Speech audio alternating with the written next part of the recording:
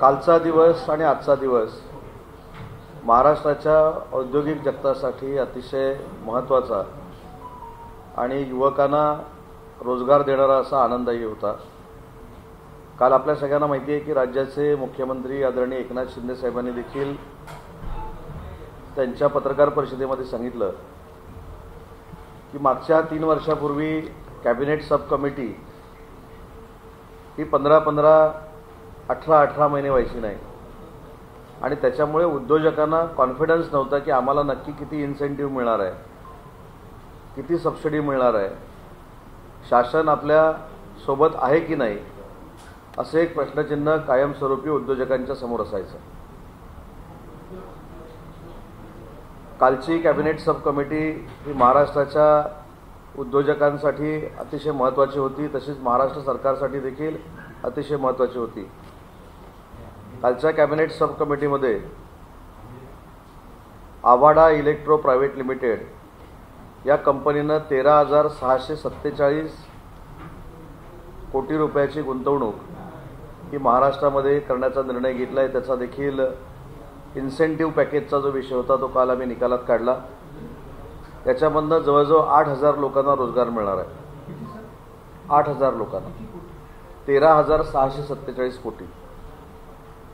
Cabinet सब कमिटीमध्ये आपल्याला माहिती आहे की रत्नागिरीमध्ये जो कोका कोलाचा प्रोजेक्ट चालू आहे त्याला काही बेनिफिट्स देण्याचा निर्णय काल घेण्यात आला, परंतु तो पूर्वीचा प्रोजेक्ट आहे। तिसरा जो प्रोजेक्ट होता तो JSW एनर्जी 25,000 कोटी रुपयाची इन्व्हेस्टमेंट होते, याच्यातून 5,000 रोजगार निर्माण होणार आहे। त्यांचाच इलेक्ट्रिकल व्हेकलचा जो प्रोजेक्ट आहे JSW ग्रीन मोबिलिटी, याची गुंतवणूक 27,200 कोटी रुपये आहे आणि यातून 5,200 रोजगाराची निर्मिती होणार आहे। RRP इलेक्ट्रॉनिक्स हा 12,035 कोटी रुपयाचा प्रकल्प आहे, ज्याच्यातनं 4,000 रोजगार निर्मिती होणार आहे। आणि पर्नॉड रिकार्ड इंडिया 1,785 कोटी रुपयाची इन्व्हेस्टमेंट आहे आणि 800 रोजगार त्या ठिकाणी निर्माण होणार आहे। कालची इन्व्हेस्टमेंट जर आपण एकत्र बघितली तर 81,167 कोटी रुपये आहे। त्याच्यातला कोका कोला हा पूर्वीचा प्रकल्प असल्यामुळे 1,500 कोटी रुपये आपण जर वजा केले तर 80,000 कोटी रुपयाची नवीन इन्व्हेस्टमेंट ही महाराष्ट्रामध्ये आणण्याचा काल कॅबिनेट सब कमिटीमध्ये निर्णय झाला। यातून सुमारे 23,000 लोकांना रोजगार उपलब्ध होणार आहे। काल तसंच लुब्रिझोल इंडिया प्रायव्हेट लिमिटेड या कंपनीला देखील लुब्रिकंट बनवण्यासाठी 120 एकर जमीन छत्रपती संभाजीनगरमधल्या ऑरिक सिटीमधली आम्ही दिली। 2,000 कोटी रुपयाची इन्व्हेस्टमेंट ही कंपनी करणार आहे। आणि आज जो अतिशय महत्त्वाचा MOU झाला टोयोटा किर्लोस्कर ही देखील गुंतवणूक छत्रपती संभाजीनगरच्या ऑरिक सिटीमध्ये होणार आहे। 20,000 कोटी रुपयाची ही गुंतवणूक आहे। दरवर्षी 4 लाख गाड्या बनवण्याचं उद्दिष्ट हे या कंपनीचं आहे। डायरेक्ट एम्प्लॉयमेंट जी आहे ती 8,000 लोकांना मिळणार आहे आणि इनडायरेक्ट 8,000 लोकांना मिळणार आहे। अशा पद्धतीचा फार मोठा प्रोजेक्ट हा महाराष्ट्रामध्ये आलेला आहे। महाराष्ट्रामध्ये त्यांनी हा प्लांट टाकण्यासाठी आज MOU केलेला आहे आणि म्हणून मला असं वाटतं की 2 दिवसाचा जर आपण पूर्ण उद्योग इन्व्हेस्टमेंटचा जर आकडा काढला तो सुमारे 1 लाख कोटीचा आहे। या 2 दिवसामध्ये या महाराष्ट्रामध्ये उद्योजकांनी 1 लाख कोटी रुपये इन्व्हेस्ट करण्याचा निर्णय घेतला आहे। त्याच्यामधनं 25,000 रोजगार निर्मिती होणार आहे। अजून पुढे जाऊन सांगतो, पुढच्या 8 ते 15 दिवसामध्ये अजून एक फार मोठी सेमीकंडक्टर कंपनी ही महाराष्ट्रामध्ये येणार आहे। कोकणामध्ये जी आवश्यकता उद्योजकांना जागेची होती ती दूर झाल्यामुळं आता रत्नागिरीसारख्या ठिकाणी देखील येत्या 15 ते 20 दिवसामध्ये एक नवीन प्रोजेक्ट येतोय। आणि म्हणून मी पूर्वी देखील आपल्याला सांगितलं होतं की ज्या पद्धतीनं प्रकल्प आपल्याकडे येत आहेत त्याच्यामध्ये स्थानिक गुंतवणूक असेल किंवा परकीय गुंतवणूक असेल, हे पाहता महाराष्ट्र देशात नंबर 1ला आहे हे पुन्हा एकदा सिद्ध झालं आहे. आणि कायमस्वरूपी BDP गेला, एअरबस गेला हे सांगून सांगून काही लोक थकल्यामुळं दुसरा विषयच उद्योग क्षेत्रातला त्यांना नाही आहे. पण त्याला उत्तर देत असताना या जवळजवळ वर्षभरामध्ये 2 ते 2.5 लाख कोटीचे प्रकल्प हे महाराष्ट्रामध्ये आम्ही आणण्यामध्ये यशस्वी झालेलो आहोत. त्याच्यातले 1 लाख कोटीचे जे प्रकल्प आहेत त्यांना काल आम्ही कॅबिनेट सब कमिटीमध्ये मान्यता दिलेली आहे. आज टोयोटा किर्लोस्करनं महाराष्ट्र सरकारबरोबर MOU केलेला आहे. काल लुब्रिझोल म्हणून कंपनी आहे त्यांनी देखील केलेला आहे. आणि पुढच्या 8 ते 15 दिवसामध्ये अजून फार मोठी इन्व्हेस्टमेंट ही महाराष्ट्रामध्ये येणार आहे. आताच माननीय उपमुख्यमंत्री देवेंद्रजींनी PM मित्रा जो पार्क आहे टेक्स्टाईल पार्क त्याचा आढावा घेतला. त्याच्यामध्ये देखील 1350 कोटी रुपयाची इन्व्हेस्टमेंट ही टेक्स्टाईलमध्ये होणार आहे. लेदर पार्क जो आहे कोकणामध्ये मंजूर झालेला त्याच्यामध्ये देखील आम्ही इन्व्हेस्टमेंट करतोय. BDP गेला म्हणून जी काही बोंबाबोंब झाली तो कुठेही गेलेला नाही. त्याचा आराखडा तयार झालेला आहे. त्याला देखील येत्या 15 ते 20 दिवसामध्ये आम्ही अंतिम मंजुरी देऊ. आणि म्हणून मला असं वाटतं की इंडस्ट्री महाराष्ट्रामध्ये येण्याचा ओघ हा मागच्या काही वर्षापेक्षा दुपटीनं वाढलेला आहे. आणि त्याच्यामुळेच लाखो कोटीचे MOU आम्ही या 2 दिवसामध्ये केलेले आहेत. जे काय परराज्यामध्ये यातला एक प्रोजेक्ट तर आपल्याला माहीत असेल की साधं एक ट्विट झाल्यानंतर दुसऱ्या दिवशी बोंबाबोंब झाली होती की JSWचा प्रोजेक्ट ओरिसाला गेला, इकडे गेला, तिकडे गेला. तर त्यातलाच हा प्रोजेक्ट आहे जो 27,000 कोटीची इन्व्हेस्टमेंट आपल्याकडे करतोय. हुंदाई प्रकल्प इथे आला आहे, त्याचं इकोसिस्टम इथे आलेली आहे. सिनार्मस चालू होतोय, सिनार्मसच्या जमिनीचे प्रश्न आम्ही सोडवलेले आहेत. लॉईड्सबरोबर जे आम्ही MOU केला होता तो 35,000 कोटीचा प्रकल्प गडचिरोलीमध्ये सुरू होतोय. काल परवाच मी स्वतः ज्यांच्यासोबत गेलो होतो दोन्ही मुख्यमंत्री उपमुख्यमंत्री तिथं देखील 10,000 कोटीची इन्व्हेस्टमेंट सुनील जोशी या उद्योजकांनी तिथं केलेली आहे. त्याच्यामुळे जे MOU झाले होते त्याची तंतोतंत अंमलबजावणी करण्याचं काम महाराष्ट्र सरकारच्या माध्यमातून होतंय, उद्योग विभागामार्फत होतंय. आणि जिल्हा उद्योग परिषद हा जो आम्ही वर्षभरापूर्वी कॉन्सेप्ट काढलेला होता त्याच्यामध्ये एक्सपान्शनमध्ये 96,000 कोटीची देखील गुंतवणूक स्थानिक लोकांनी केलेली आहे. आणि त्याच्यातनं देखील 40 ते 50,000 रोजगार निर्मिती होणार आहे. त्याच्यामुळं मला असं वाटतं की जे पत्रकार परिषद घेत होते त्यांनी ऐकावं. महाराष्ट्र हा उद्योग क्षेत्रामध्ये 1 नंबरला होता, तुम्ही मागे नेला होता. तो पुन्हा एकदा कष्टानं महायुतीच्या सरकारनं 1 नंबरला आणलेला आहे. आणि तो तसाच 25 वर्ष ठेवण्याची जबाबदारी आम्ही स्वीकारून हे मोठमोठे प्रकल्प आज महाराष्ट्रामध्ये आणण्याचा आम्ही प्रयत्न करतोय.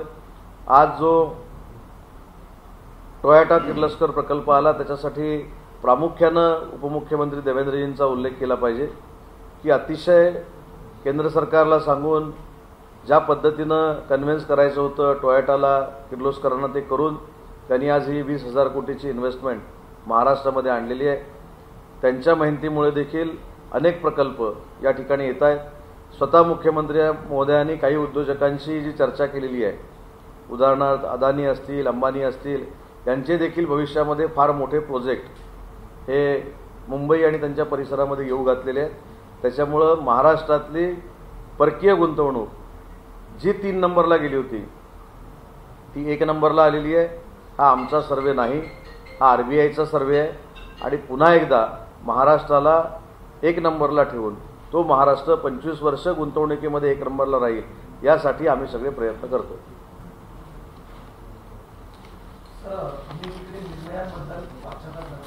उद्धव ठाकरे म्हणतात की ठराविक विकास प्रकल्प असेल किंवा असे वेगवेगळे निर्णय आहेत ते आता आम्ही आमचं सरकार आल्यावरती रद्द करू. इतकंच नाही तर एमेवाडी हद्दपार सुद्धा आम्ही आता बरखास्त करू. एमेवाडी हद्दपार सरकार आल्यावर आम्ही सरकारमध्ये आहोत. सरकार महायुतीचंच येणार आहे. त्याच्यामुळे स्वतःचे असलेले आमदार, स्वतःचे असलेले कार्यकर्ते निवडणुकीच्या तोंडाला इकडे तिकडे जाऊ नये यासाठी हा सगळा प्रयत्न सुरू आहे. मी आज तुम्हाला खात्रीला एक सांगतो की ऑक्टोबरच्या लास्ट वीकला जर आपण अशी पत्रकार परिषद घेतली तर महायुतीचंच सरकार महाराष्ट्रामध्ये असणार आहे. अजिबात चिंता करण्याची आवश्यकता नाही. परंतु कार्यकर्त्यांना मोटिवेट करण्यासाठी आम्ही येणार. आणि हे कशामुळं झालं तर लोकसभेला आज मी काही ठिकाणून ऐकले, लोकसभेला आम्ही असं केलं. लोकसभेला यांनी काही केलेलं नाही.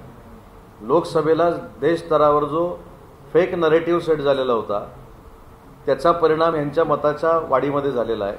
आता पुन्हा एकदा तो काय नरेटिव्ह सेट होणार नाही. फेक नरेटिव्ह मुस्लिम बांधवांना देखील कळलेलं आहे की ज्यांच्यामुळं या सगळ्यांची मतं वाढली, ज्यांची मतं वाढली त्यांनी मुस्लिम बांधवांचा उल्लेख पण कधी केला नाही, दलित बांधवांचा केला नाही.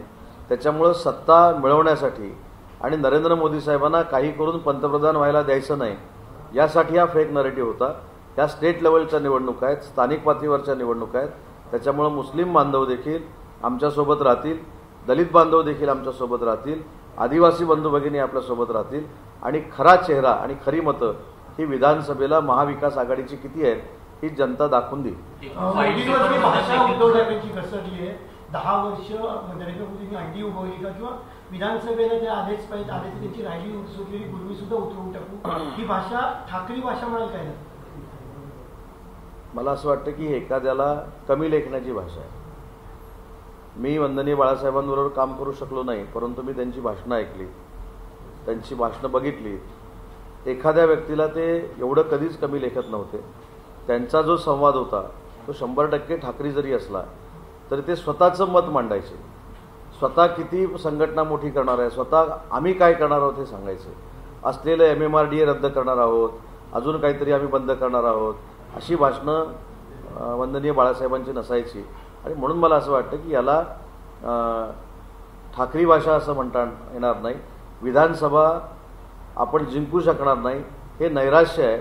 आणि मग कोणाला टार्गेट करायचं ते नरेंद्र मोदी साहेबांना टार्गेट करायचं. असंच टार्गेट ज्या लोकसभेमध्ये केलं होतं की नरेंद्र मोदी साहेब देशाचे पंतप्रधानच होणार नाही, परंतु ते तिसऱ्यांदा देशाचे पंतप्रधान झाले आणि ते महाराष्ट्रामध्ये जर आले तर महाराष्ट्राच्या विकासावरच चर्चा करतात. त्याच्यामुळं अशा भाषणांची ते दखल घेतील असं मला वाटत नाही. गद्दार बाप आणि गद्दार कार्ट असं म्हणालेले आहेत आजच्या भाषणामध्ये. आणि असं देखील म्हणा की मोदीची जी गुर्मी आहे ती आता विधानसभेत मी काढतो, देवेंद्र फडणवीस एकतर राहतील किंवा मी राहील असं उद्धव ठाकरे गद्दार कार्ट आणि गद्दार बाप असं देखील. मागच्या निवडणुकीला जी खरी गद्दारी झाली ती मतदारांबरोबर झाली. भाजप आणि शिवसेना ही एकत्र निवडणुकीला सामोरी गेली. एका बाजूला वंदनीय बाळासाहेबांचा फोटो होता, एका बाजूला नरेंद्र मोदी साहेबांचा फोटो होता. ते 2 फोटो लावून आम्ही मतं मागितली आणि मग सत्तेसाठी काय झालं हे आपल्या सगळ्यांना ज्ञात आहे. त्याच्यामुळे खरे गद्दार कोण आहेत आणि खरी गद्दारी कोणी केली हे जनतेसमोर आहे. जी गुंतवणूक आहे ती कर्नाटकात जाणार होती का आणि आपण महाराष्ट्रात ती खेचून आणली आपल्याकडे, असं काही आहे का? मला असं वाटतं की गुंतवणूक कुठं जाणार होती आणि कुठं खेचून आणली याच्यापेक्षा ती गुंतवणूक महाराष्ट्रामध्ये राखण्यामध्ये आम्ही यशस्वी झालेलो आहोत.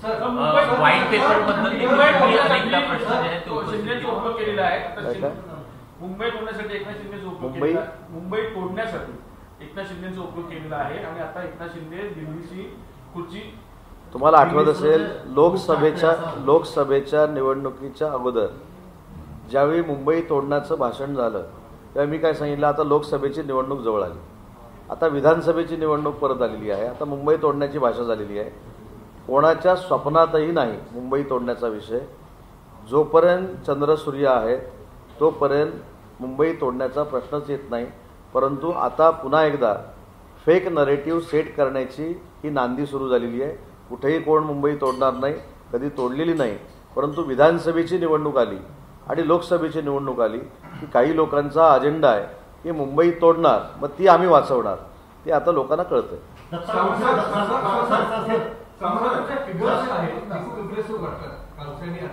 पण ऍक्च्युअली रिअलाइज होण्याला किती वेळ लागेल, म्हणजे एमओयू झाला आणि ऍक्च्युअली स्टार्ट व्हायला किती वेळ लागेल? दुसरी गोष्ट म्हणजे तुमचं सरकार हे परसेप्शन बॅटल फाईट करतंय. So how do you plan to combat this या याच्यामध्ये? नाही, मला असं वाटतं की कोणतरी खोटं बोलतोय म्हणून आम्ही काहीतरी सांगतोय याच्यातला भाग नाही. काही लोकांचं खोटं बोलणं हा धंदा बनलेला आहे. आम्ही ग्राउंड रियालिटी काय आणि फॅक्ट्स काय ह्या तुमच्या माध्यमातून जनतेसमोर ठेवतोय. आम्हाला कोणी काहीतरी बोललं म्हणून आम्हाला त्याच्यावर काहीतरी बलम लावायचा अशातला भाग नाही. काल 120 एकर जमिनीचं अलॉटमेंट आम्ही प्रकल्पाला दिलं आणि प्रकल्प आला म्हणून सांगितला. आजचा MOU करत असताना किर्लोस्कर देखील उपस्थित होते, टोयोटाचे देखील अधिकारी उपस्थित होते आणि आम्ही जे सांगतो ते जे घडणार आहे ते सांगतो. पण पुन्हा एकदा मी तुम्हाला 3 वर्षाच्या पूर्वी नेतो. डावोसला जे MOU झाले, खरं तर आम्ही कदाचित हे वेळोवेळी व्यक्त झालो नाही म्हणून कदाचित आम्ही मागं राहत असू, परंतु डावोसला MOU किती झाले? 80,000 कोटीचे झाले. त्यातले 30,000 कोटीचे MMRDA आणि MIDCचे होते. 50,000 कोटीचा एनर्जीचा होता. तो कुठं झाला? त्याच्यामुळं असलं काय आम्हाला करायचं नाही. मी जे सांगितलं की आम्ही जे MOUs करतोय त्याच्यामधल्या 80% प्रकल्पांना आम्ही न्याय देतोय आणि 80% प्रकल्पांची आम्ही अंमलबजावणी करतो. उद्धव ठाकरे या सगळ्यांना बिझनेस जाणं किंवा उद्योगधंदे जाण्याच्या दिल्लीश्वराचे बूट चाटतायत महाराष्ट्रातले नेतृत्व, अशा पद्धतीची टीका उद्धव ठाकरे करतायत. नाही, मला असं वाटतं की मगाशी जसं मी सांगितलं हे नैराश्य आहे. हे नैराश्य का आहे? तर मुख्यमंत्री माझी लाडकी बहीण योजना याच्यामधनं जवळजवळ 2 ते 2.25 कोटी महिला भगिनींना फायदा मिळणार आहे. युवा प्रशिक्षण कार्यशाळा याच्यामधनं फायदा मिळणार आहे. 3 मोफत गॅस सिलेंडर, अन्नपूर्णा योजना याच्यातनं फायदा मिळणार आहे. त्याच्यामुळे प्रत्येकाला समोरच्याचं आता इलेक्शनचं भवितव्य कळायला लागलेलं आहे. मग आता जर ह्या सगळ्या योजना ह्या जनतेसाठी आहे तर जनता आणि मतदार कोणाबरोबर राहतील हे त्यांना एक कळलेलं आहे. नारायण राणेंनी आज भेट घेतली मुख्यमंत्र्यांची. कोकणातला विशेषतः तळ कोकणातला वाद पक्षांतर्गत मिटवण्याचा प्रयत्न केला जातो. हे वाद कुठं आहे? भाजपाचे नेते निलेश राणे आणि हे वाद कसं कधी होतो? समोरच्याने बोलल्यानंतर आपण जर बोललो तर वाद होतो. समोरचे बोलल्यानंतर आम्ही जर बोलतच नसू तर तो वाद कसला? त्याच्यामुळं एक कायदा आहे लव जिहादवाला. मध्यंतरी निलेश राणे यांनी एक भूमिका व्यक्त केली होती किंवा सोशल मीडियावर एक त्यांचा संदेश आला होता की रत्नागिरीत एका हॉटेलात जी बैठक आयोजित करण्यात आली होती काही तिकडच्या नामवंत व्यक्तीची, ती उधळण्यात आली. ती तिकडच्या विषयांवर चर्चा करण्यासंदर्भात होती, त्यात पॉलिटिकल पण ती उधळली. मला असं वाटतं की याच्यामध्ये निलेशजी हे भाजपाचे कोकणातले नेते आहेत म्हणून मी सांगितलं की त्याला जर मी प्रतिउत्तर दिलं असतं तर तो वाद. हे जर मला आजच्या लोकांनी कोणीतरी आव्हान दिलं असतं किंवा जर काय केलं असतं त्याच्यावर मी माझं वक्तव्य केलं असतं. शेवटी आम्हाला महायुती टिकवायची आहे. महायुती टिकवत असताना निलेश राणेंचा काही गैरसमज झाला असेल तर तो मी दूर करू शकतो ना.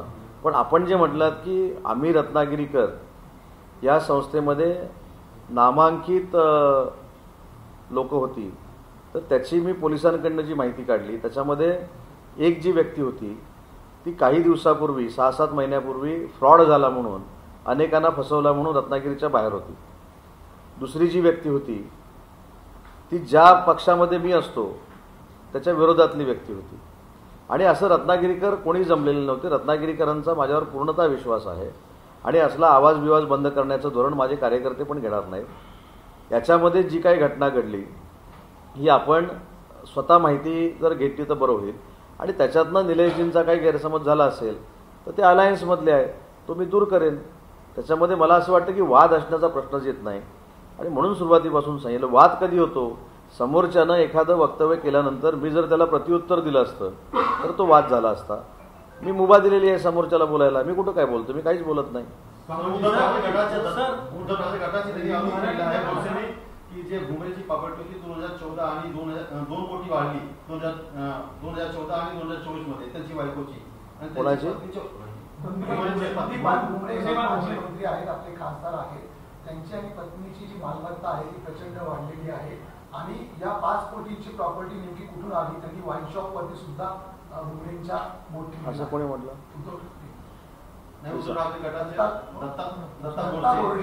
कोण आहे ते? त्याने भुमरेंवर बोललं तर मी त्याच्यावर बोलायचं म्हणजे ते डायरेक्ट नॅशनल लीडर होतील ना. सर लव जिहादवाला कायदा जो यूपी मध्ये आहे, मराठी संपू दे ना. सर लव जिहादवाला कायदा जो यूपी मध्ये आहे तसाच कायदा महाराष्ट्रात देखील यावा यासाठी आपण प्रयत्न करणार आहात का किंवा तशी मागणी आपण? मी काल याच्यावर सांगितलं की याच्यावर आमचे राज्याचे उपमुख्यमंत्री आणि गृहमंत्री देवेंद्रजी योग्य तो निर्णय घेतील आणि ते जो निर्णय घेतील त्याचं पूर्ण समर्थन पक्ष म्हणून आम्ही करू. परंतु ही जी काय प्रवृत्ती आहे जी उरणला घडली ही अतिशय वाईट आहे, अतिशय घाणेरडी प्रवृत्ती आहे. त्याचा आम्ही निषेध पण केलेला आहे आणि आम्ही मंत्र्यांनी मिळून देखील तिन्ही नेत्यांना सांगितले की ज्या व्यक्तीनं हे कृत्य केलेलं आहे त्याच्यावर सगळ्यात कडक कारवाई झाली पाहिजे. सर, आज उद्धव ठाकरेंनी एक्सेप्ट केलेलं आहे का मुस्लिम मतं आणि ख्रिश्चन मतं ही आमच्याबरोबर आहे? नाही, पण आता ते बघा ना, किती महिन्यानंतर कळलं. मी 4 वेळा बोललो कोणाबरोबर आहेत सांगा, कोणाबरोबर आहेत सांगा. मग मला जी माहिती आहे ते एक शिष्टमंडळ घेऊन काही लोकांनी काल भेटवलं. त्यांनी सांगितलं की साहेब तुम्ही आता हे बोललं पाहिजे, म्हणून ते आज बोलले. त्यांचं अभिनंदन. पण त्याचा परिणाम आज तुम्ही लिहून ठेवा. दाव्यानिशी मी सांगतो की मुस्लिम बांधवांना या 2 महिन्यामध्ये कळलेलं आहे फक्त झुंजवण्यासाठी त्यांचा वापर केला गेलेला आहे. दलित बंधू भगिनींना देखील कळलेलं आहे. त्याच्यामुळं घटना मानणारे आणि संविधान कधीही बदलू न देणारे हे महायुतीचे कार्यकर्ते आहेत, हे आता सगळ्यांच्या लक्षात आलेलं आहे. उदयजी, जागा वाटपाचं महायुतीतलं सगळं सुरळीत आहे का? आणि नेमकी शिवसेनेला किती जागांची आग्रही मागणी किंवा दावा आहे? भाजप, शिवसेना आणि राष्ट्रवादी काँग्रेस पार्टी हे तीनही जागा वाटपाच्या संदर्भामध्ये चर्चा करतायत. चर्चेच्या 1-2 फेऱ्या देखील पूर्ण झालेल्या आहेत. मला असं वाटतं की ही चिंता महाविकास आघाडीला असावी, कारण NCPनं तर 22 ठिकाणचे उमेदवार जाहीर केलेत. काही पक्षांना तर उमेदवारच नाही आहेत तरी आम्ही जिंकणार म्हणून सांगतायत. काही लोक दिल्लीवर अवलंबून आहेत, त्यांच्या जीवावर जिंकणार म्हणून सांगतायत. पण आपल्या लक्षात येईल 15-20 दिवसानं की सगळ्यात लवकर जागा वाटपाचं धोरण हे महायुतीकडनंच घेतलं जाईल आणि त्या दृष्टीनं आमचे तिन्ही नेते कामाला लागलेले आहेत. 288 पैकी शिवसेनेची किती आग्रही मागणी आहे? किती जागा शिवसेनेला आहे? नाही, आग्रही मागणी आहेच ना आमची. आम्हाला देखील सन्मानपूर्वक आकडा मिळाला पाहिजे ही आमची भूमिकाच आहे. पण आमचा पूर्ण विश्वास आमचे मुख्य नेते एकनाथ शिंदे साहेबांवर आहे. एकनाथ शिंदे साहेबांच्या नेतृत्वाखाली आम्ही ही निवडणूक लढवणार आहोत. त्याच्यामुळे सन्मानाचं जागा वाटप होईल, मानाचं जागा वाटप होईल हे आम्हाला तिन्ही पक्षांना माहिती आहे. 150 ते 160 जागांवर दावा करत असताना शिवसेना आणि राष्ट्रवादी काँग्रेस यांना हे दावा सूत्रांनी केलाय. दावा सूत्रांनी केलाय ना. देवेंद्रजी असं म्हणले आम्ही कुठं ऐकलंय ना. बावनकुळे साहेबांनी अशी कुठे स्टेटमेंट दिलेली आहे ना. परवा अमित शहा साहेब आले होते त्यांनी कुठं असं म्हटलंय. काल आम्ही सूत्रांकडनं ऐकलेलं आहे. साहेब, मी अमित शहा साहेबांचं नाव घेतलं, देवेंद्रजींचं नाव घेतलं. नाही, मी काय सांगितलं, आता मी असं म्हटलं आम्ही 144 लढणार आहोत तर माझ्या म्हणण्याला काय आहे? काय शेवटी एकनाथ शिंदे साहेब लढवणार. तसं राणे साहेब, देवेंद्रजी, बावनकुळे साहेब आणि अमित शहा साहेब, मोदी साहेब हे बसून ठरवतील. उदयजी, राज ठाकरेंनी लोकसभेला बिनशर्त पाठिंबा दिला होता, पण यावेळेस त्यांची भूमिका वेगळी दिसते. स्वबळावर 225च्या आसपास ते जागा लढत आहे, महायुतीत नसतील असं दिसते. नाही, हे माझ्या समजण्याच्या पलीकडचे आणि अवयकाच्या पलीकडचे प्रश्न आहेत. त्याच्यामुळे मला असं वाटतं की ते जर स्वबळावर लढणार असतील तर त्यांचा वैयक्तिक पक्षाचा निर्णय आहे आणि ते महायुतीवर येणार असतील तर त्यांच्यावर चर्चा आमचे 3 नेते करतील. उदय जी, हिंदी में बताइए कि उड़न में जो घटना हुई है, आपकी सरकार 2 साल 1 साल पहले लव जिहाद का मामला कितना अहम लगता है महाराष्ट्र में? वहाँ एक बड़ा मोर्चा भी लगा था. नीतीश राणे जी बीजेपी की जो विधायक है वो भी वहाँ गए थे, काफी बीजेपी की नेता वहाँ नहीं. कल भी इस पे मैंने मेरा बयान दिया था कि हमारे जो DCM साहब है देवेंद्र जी, वो इसके ऊपर जो कुछ अच्छा रूल्स एंड रेगुलेशंस बनाएंगे उसका समर्थन हम करेंगे, लेकिन उड़न की जो घटना घड़ी है उसका हमने निषेध किया. क्या ये कानून महाराष्ट्र में लाने की कोशिश महाराष्ट्र की सरकार कर रही है? नहीं, उसका डिपार्टमेंट देवेंद्र जी के पास है. देवेंद्र जी जो सोचेंगे उसको हम समर्थन करेंगे. उद्धव ठाकरे का ये कहा है ये कह रहे हैं कि देवेंद्र फडणवीस को चेतावनी दी कि या तो वो रहेंगे या तो मैं रहूंगा. उसको कैसे देखेंगे? देवेंद्र जी का महाराष्ट्र के विकास में बहुत बड़ा योगदान है. जब अटल सेतु से आप जाते हैं तो उनका विजन हम सबको दिखाई देता है. समृद्धि महामार्ग से हम जाते हैं तो उनका विजन दिखाई देता है. देवेंद्र जी ने और एकनाथ शिंदे साहब ने मिलके जो इंफ्रास्ट्रक्चर में क्रांति की है महाराष्ट्र में, तो रहेंगे देवेंद्र जी रहेंगे.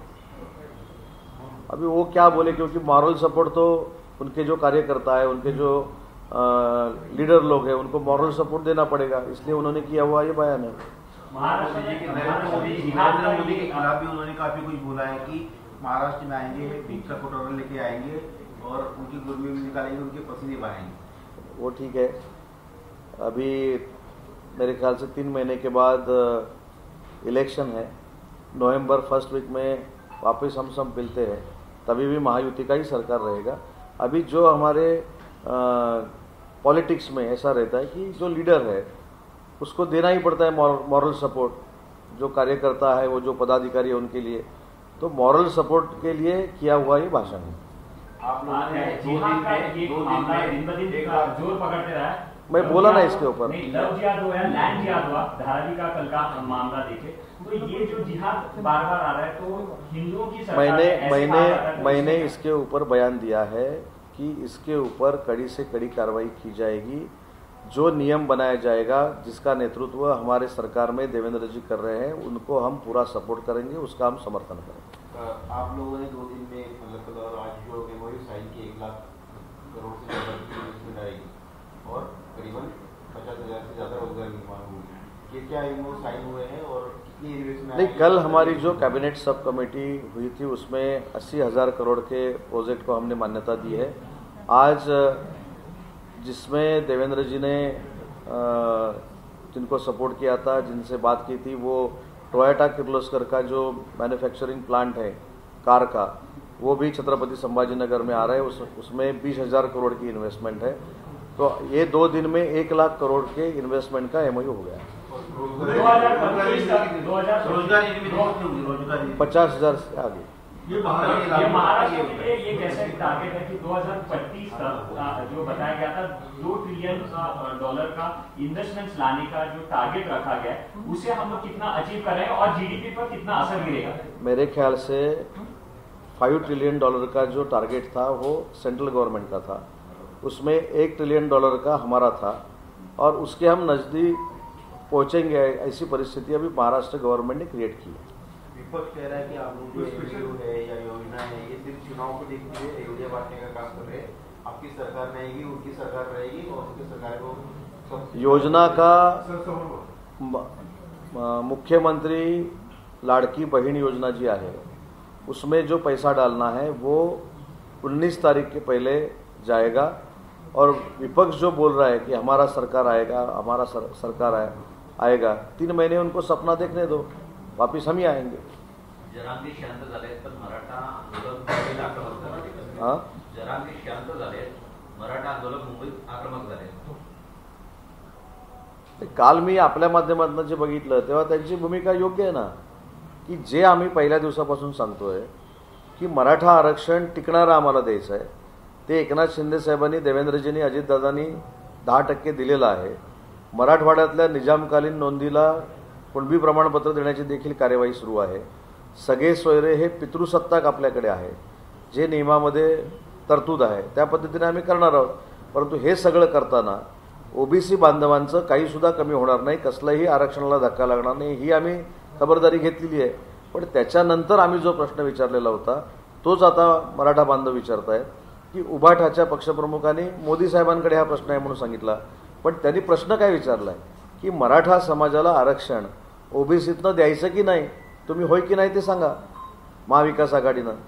बाकी सरकारनं हे कशाला केलंय, ते कशाला केलं, आम्ही जे काय केलंय ते ओपनली केलेलं आहे। सर, उद्धव ठाकरे ने अपनी स्पीच में ये भी कहा कि सत्ता में आने के बाद सबसे पहले धारावी का टेंडर रद्द करेंगे, क्या कहना चाहिए?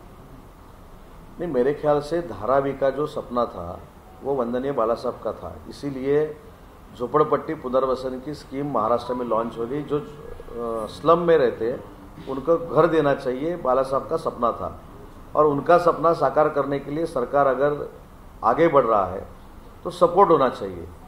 बाद में हमको ऐसा लगता है कि उधर अदानी जी का टेंडर है, इसलिए उसको मेरे ख्याल से वो अपोज कर रहे हैं, बाकी कुछ नहीं है। सर, तुम्ही जे रोजगाराचं म्हणाला त्याच्यामध्ये स्थानिक भूमिपत्र म्हणजे आता मिलिंद देवरांनी त्या दिवशी लेटर सुद्धा दिलं होतं, मराठी लोकांना त्याच्यामध्ये काही विशिष्ट आरक्षण वगैरे असणार आहे?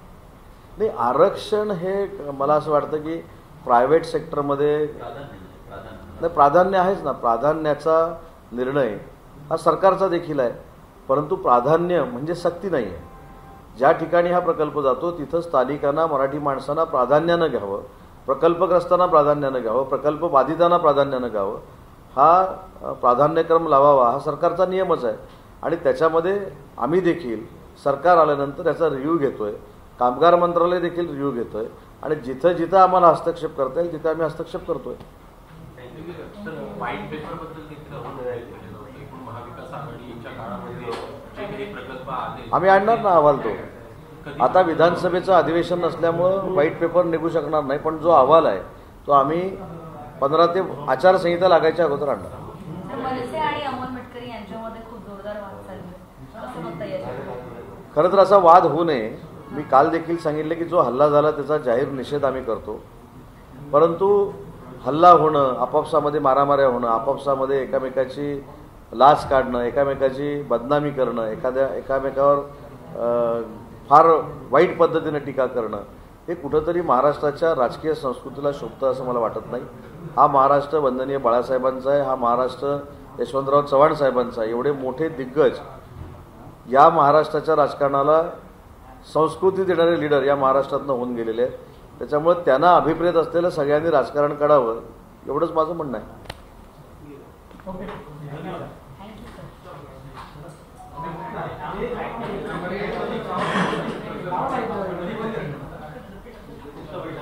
तुम्ही येणार उशिरा.